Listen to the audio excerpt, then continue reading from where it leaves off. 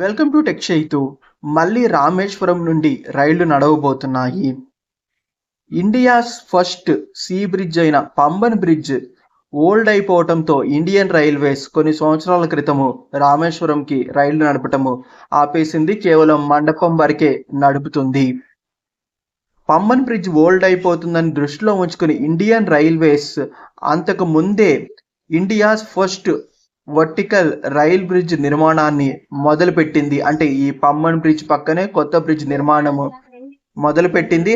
ఆ బ్రిడ్జ్ నిర్మాణం పూర్తయింది. గత సంవత్సరమే దాని నిర్మాణ పనులను పూర్తి చేసుకుని ట్రయల్ రన్స్ను కూడా కండక్ట్ చేశారు. కానీ ఇంకా అఫీషియల్గా ఓపెన్ చేయలేదు. కానీ రైళ్లు మాత్రం ఈ పంబన్ బ్రిడ్జ్ మీదుగా తిరగటము ప్రారంభించాయి. ప్రెజెంట్ మండపం వరకు నడుస్తున్న రైళ్లు మండపంలో ప్రయాణికులందరూ దిగిపోయిన తర్వాత అక్కడి నుండి ఖాళీ ట్రైను రామేశ్వరంకి వెళ్తుంది.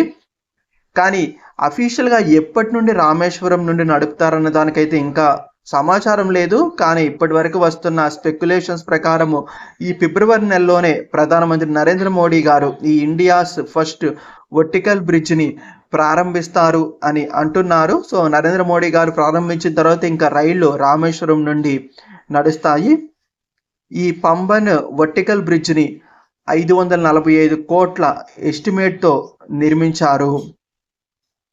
ఈ బ్రిడ్జ్ నిర్మించటం వల్ల ఆల్రెడీ పాతదైపోయిన ఓల్డ్ సీ బ్రిడ్జ్ని ఇప్పటికే వాడటం లేదు. ఇంకా రైళ్ళన్నీ ఈ కొత్త ఫస్ట్ వర్టికల్ రైల్ బ్రిడ్జ్ మీదే నడుస్తాయి. ఇది కూడా ఒక ఇంజనీరింగ్ మార్వెల్. సో ఇండియాలో ఇప్పటి వరకు ఇలాంటి వర్టికల్ బ్రిడ్జ్ అనేది లేదు.